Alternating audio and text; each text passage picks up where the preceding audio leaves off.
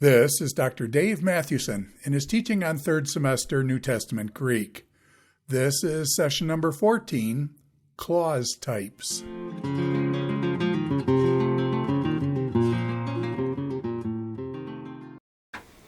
One of the things that we are going to do as we work through Greek grammar is kind of build up from a lot of what we've been doing so far has been at the word level or kind of the word group level. So for example, with infinitives, we looked at a construction that had a preposition, article, infinitive. But when we talked about verbal aspect, when we talked about genitive case or accusative case, or when we talked about articles or pronouns, adjectives, adverbs, we're mainly focusing on individual units of grammar, dealing with grammar. And what we want to do is kind of move beyond just at the word level and start to talk in this lesson and the next, talk about grammar at the clause level and see how words are put together to form clauses, how those clauses function within the sentence, and then ending with even more broadly at a discourse level. How does grammar function at a discourse level in terms of looking at paragraphs and even larger units of discourse and seeing how grammar functions across that. So I want to talk to you a little bit about clauses and how what types of clauses there are, how they're put together, and how they function. And in this lesson we'll focus on the couple of different types of clauses, and then look at one of the more common types of clauses that you see in the New Testament is independent clauses or supporting, subordinate clauses, secondary clauses. There's different words for them. But there's a number of different types of those that you need to have a handle on to interpret the New Testament because they're so common. When we think of clauses, there are generally two types of clauses. You could argue that there's more than just these two, but these are the two most common and that you need to grasp in interpreting New Testament Greek. One of those is called the main or primary clause, and I'll use an arrow to illustrate it. This would be the main, or I'll call it the primary clause. These would be the clauses, if you ever had a grammar course that maybe simplistically said, these are clauses that can stand on their own and they make sense. They communicate a thought or idea on their own. They can stand on their own. These are the clauses that move the discourse forward. And these are the clauses that communicate the primary ideas. Again, they move the discourse along.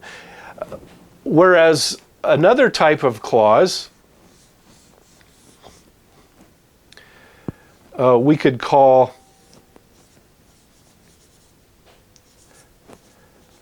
secondary clauses, and that's illustrated by this arrow.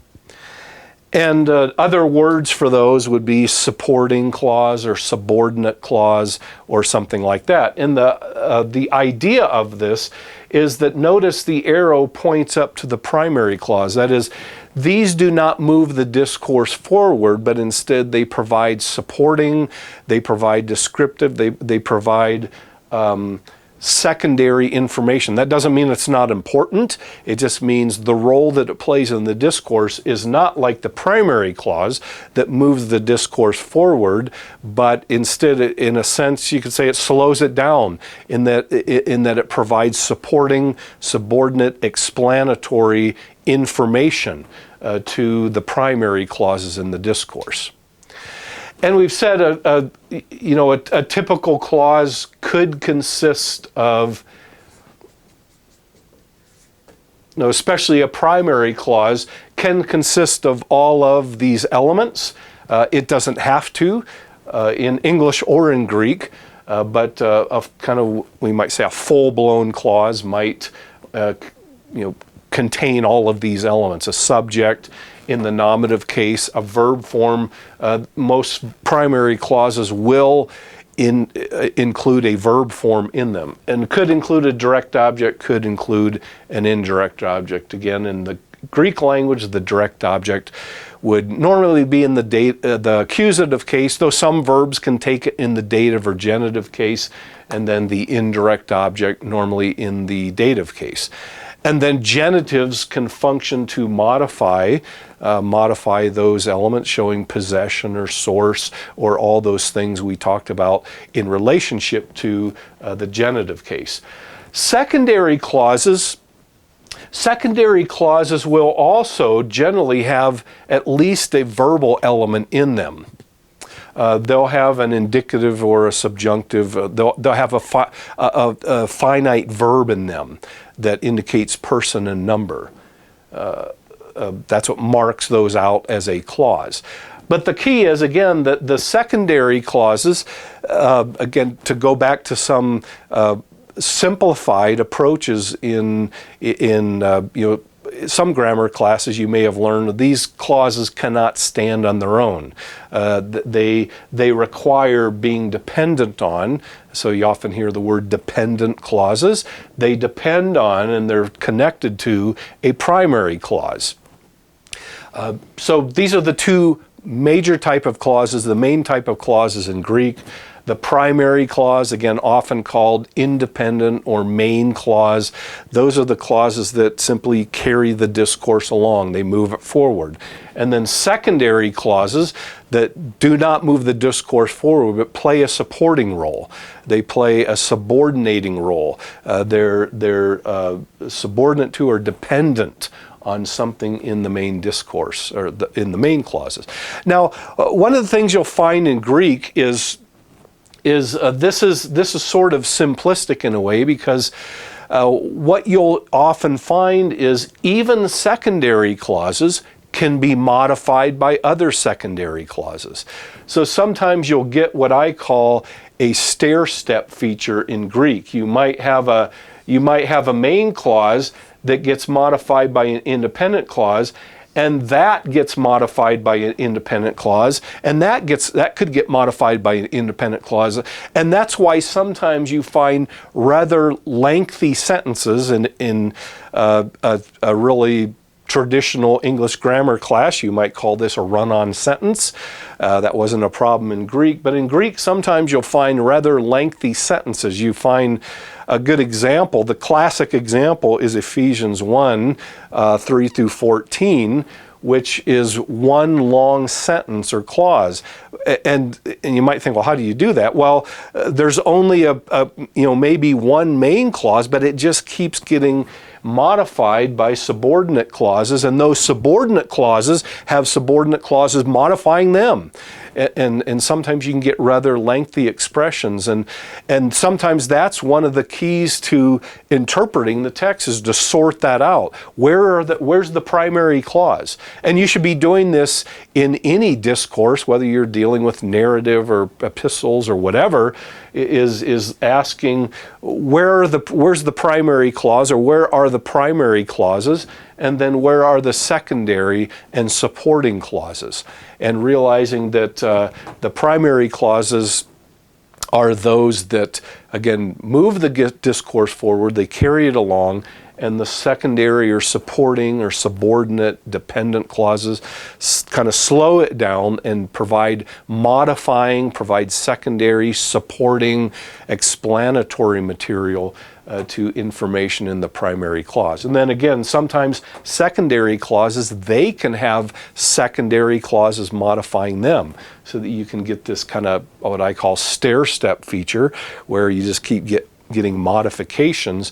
Again, that's some of Paul's letters are famous for that, and that's how you get rather lengthy sentences or lengthy clauses in the Greek New Testament. Now, what I want to discuss more in a little bit more detail are the secondary clauses, and the different types of secondary clauses that you find in the Greek New Testament that are important for interpretation. And kind of what what are the things that signal? You might wonder, well, how do I know what's the difference between a primary clause and a secondary clause? Well, the secondary clauses will have certain things that signal them and introduce them that make it clear that you're probably looking at a secondary or supporting clause and not a primary clause. And the next lecture will focus on a couple of secondary clauses more specifically because they have some issues surrounding how and more details surrounding how we handle them, and that will be relative clauses and then conditional clauses. We'll discuss those in a little bit more detail. But I want to talk a little bit about what are some of the secondary clauses, how are they identified, and what different meanings do they convey. So when we think about secondary clauses, usually the secondary clauses will function adverbially. They will generally modify the verb in the main clause or whatever clause they're modifying, and they will communicate an adverbial idea such as time and cause or manner or comparison or something like that. So for example, one type of clause is what is called a local clause. That would be, and again, we're discussing dependent or secondary, those modifying clauses that modify something else in the sentence. Local clauses, that would be clauses that indicate location, such as where something takes place. A common particle that introduces a local clause is the particle "u." Another one, I'm just giving some examples, would be "pothen." And both of these indicate a location or where the action of the clause that they modified occurred. A really good example is Colossians 3:1, where it tells us, "Seek the things above." If you remember, we talked a little bit about this verse already, where the article was used to turn the adverb into a noun. So you have this zetete, the imperative, the command to seek the things above, and actually, ta'ano, there's the adverb with an article, turning it into a noun. Seek, it functions as the direct object. Seek the things above. And then where, you have a clause introduced by this "u," where Christ is seated. Here it probably further modifies the ano, the things above, telling where the things above are. The things above, where Christ is seated. And the "u" indicates two things. Number one, it indicates that this is a secondary supporting clause. It's not the main clause. And second, it indicates location or a local clause. So local or location is one prominent type of secondary or supporting clause. Another one would be a result clause. And again, this would be another type of secondary supporting clause. It's often introduced by the conjunction hosta, so that. And again, the nice thing too is these will usually come first. They will head the clause. And in hosta, again, indicates, number one, that we're looking at a secondary supporting modifying clause, and number two, that indicates result in this case. So local clauses, result clauses. Another type of clause that's very common is a causal clause, a clause that indicates cause of action. The most common conjunction introducing that is hati, a hati clause. We're going to see hati can function in another way as well, but a hati clause can demonstrate cause. And again, it will come at the beginning of the clause that it introduces. And it introduces, number one, that this is a subordinate secondary clause. So whenever you see a hoti clause, your mind should automatically say, here's a secondary clause. But second, it usually indicates the cause of the action of the clause that it's modifying. So cause, another one that's very common.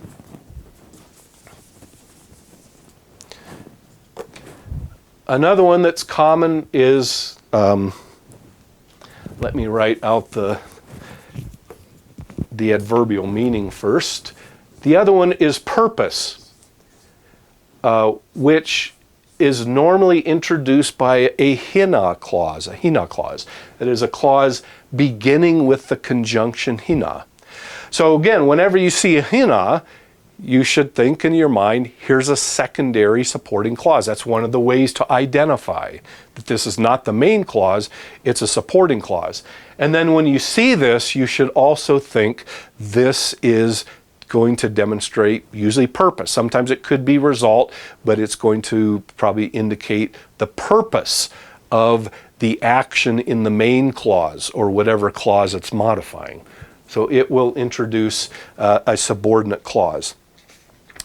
Another type of clause to be aware of when we are talking about independent or supporting clauses is a comparative clause. A clause that indicates comparison. And a common conjunction to introduce it is kathos, just as. So again, this will be at the beginning of the clause. And it indicates two things. Again, this is, number one, this is a subordinate secondary clause. And number two, it's a clause that demonstrates comparison.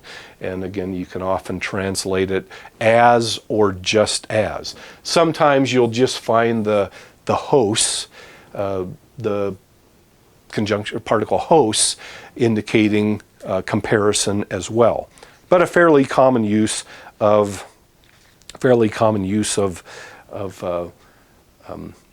kathos and hos, and fairly common use of independent clauses to show comparison. The last one I want to talk about that probably is not technically a subordinate or secondary clause, but it's a clause that does not function as the main clause. We're going to see it actually functions as part of a clause or part of a main clause. You could actually call it an embedded clause. And that is what is known as a content clause.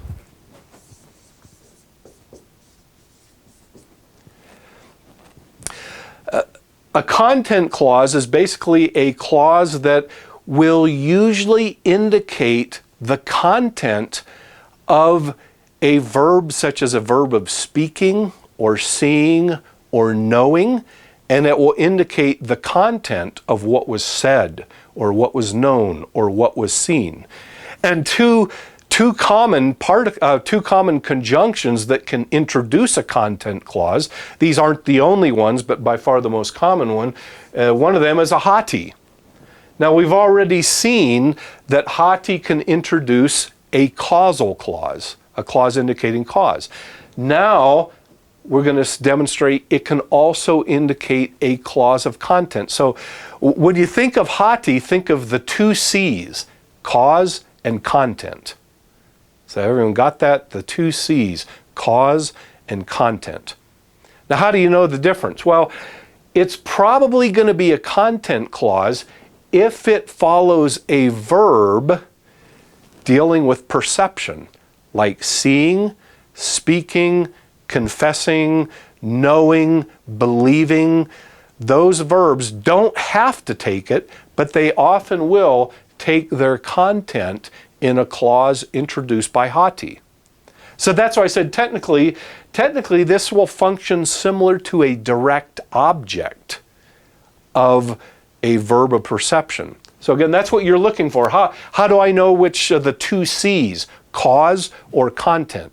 Well, obviously context, but what in the context? One of the main things you're looking for is the verb of the main clause, is it a verb of perception? Again, seeing, knowing, hearing, believing, confessing, verbs like that. And the hati very well could then demonstrate the content of that. Another conjunction that can introduce a content clause is hina. Again, we've already seen it frequently, and probably more frequently, introduces a purpose clause, maybe sometimes even result. But occasionally you'll find it introducing a content clause, a clause indicating the content. Again, this will be the case when it's followed by verbs of believing or seeing or speaking, things like that. Again, verbs of perception. An example of a content clause is found in Colossians chapter 1 and verse 9. And this is at the very beginning of Paul's letter, as he typically does. He'll begin with a thanksgiving or a prayer or something like that. And that's how Colossians 1:9 begins. So Colossians 1:9, Paul says, I do not cease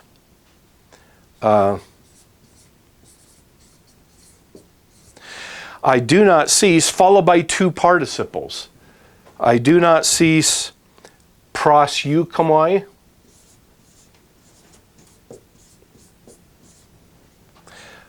Let's see. I do not cease praying, proseuchomenoi, and asking.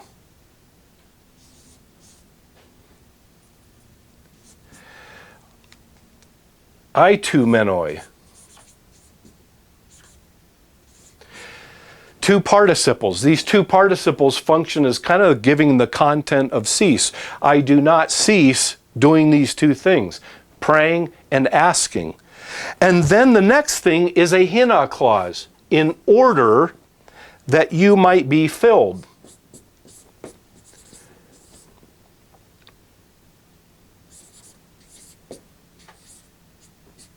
Pleirotheta. And I'll leave out the rest of the verse for now. But what I want you to notice is, notice this hina clause. So when I see that, the first thing I know is, here comes like a subordinate clause, a secondary clause probably. But I want you to notice, when we ask, well, normally we indicate, we interpret it to mean purpose. And that certainly would fit. I do not cease praying and asking in order that you might be filled. In other words, the purpose for Paul praying and asking is in order that his readers might be filled. And it goes on to say, with the knowledge of his will. However, is it possible that after two verbs of perception, that is, in this case, verbs of speaking, praying and asking, that the hina introduces a content clause? This is the content of what Paul prays for and asks. So, I do not cease praying and asking that you might be filled. That's the content of his prayer. So either of those are possible. Another good example of a content clause introduced by hina is found in John. John has a number of these. John has a lot of hina clauses that function as, in John's writings, both the gospel and also his letters, a number of examples of hina clauses that function to show content. Here's another one. This is in 1 John 2:27. And John says, I do not have need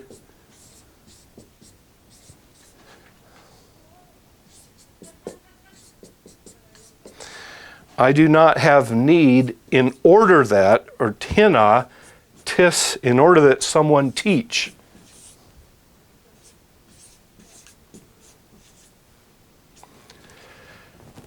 hina.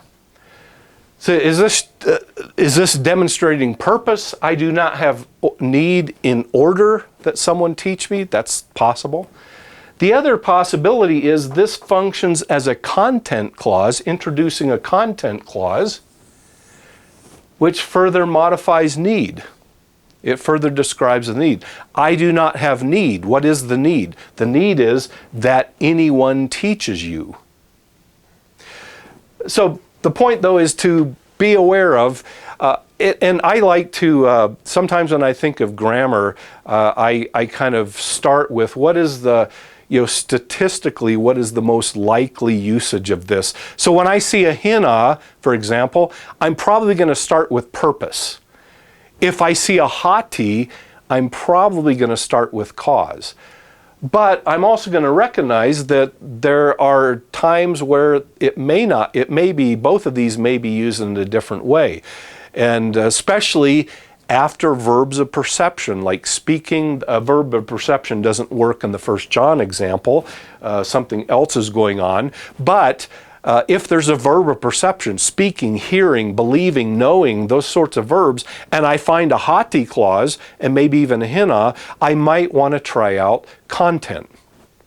So those are examples of, again, we've talked about the two main types of clauses: primary clauses that are the main clauses that move the discourse along, and secondary clauses that don't move the discourse along, but they kind of stop it and they serve to modify, provide modifying, explanatory, subordinating, supporting material.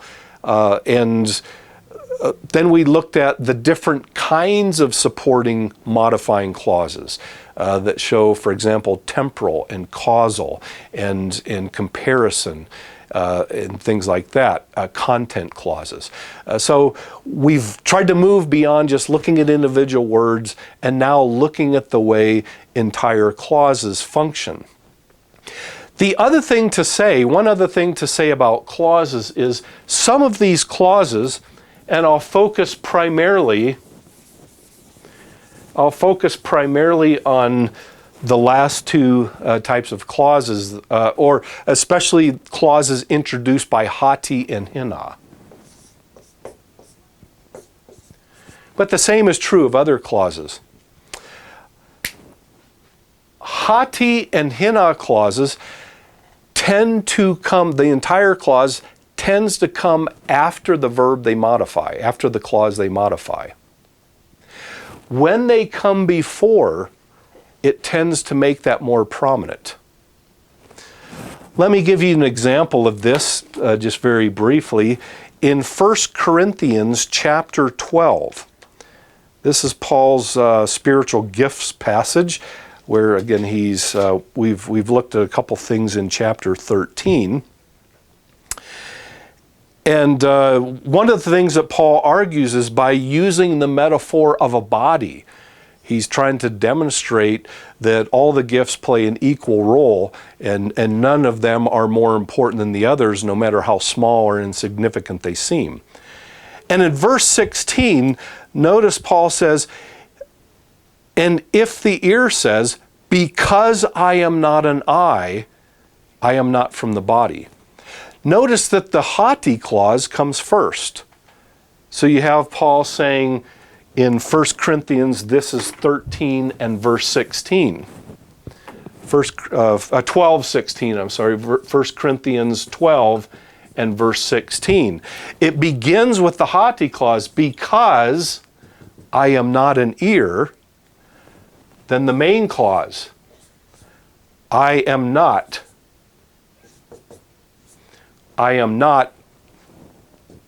of the body. And notice this reverses the normal order. The hati clause, normally the kind of the default order is for the hati clause to follow the clause that it modifies, the main clause. Here it's reversed. In all of these examples, then it goes on even before that in verse 15, "Because I am not a foot." Or if the foot says, "Because I am not a hand, I am not from the body." So verse 15 is another example of where the hoti clause comes first. That probably draws more attention to the information in the hoti clause. So again, just thinking in terms of even beyond just analyzing what the hoti and hina clause is even word order or clause order can be important. A lot of these independent secondary clauses have a standard or a default order that when they're violated or when the author switches something around, for example, putting a hoti clause or a hina clause first, tends to foreground it more or make it more prominent.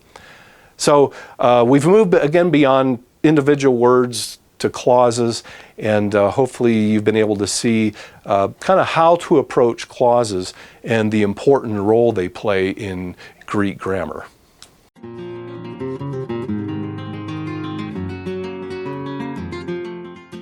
This is Dr. Dave Mathewson in his teaching on third semester New Testament Greek.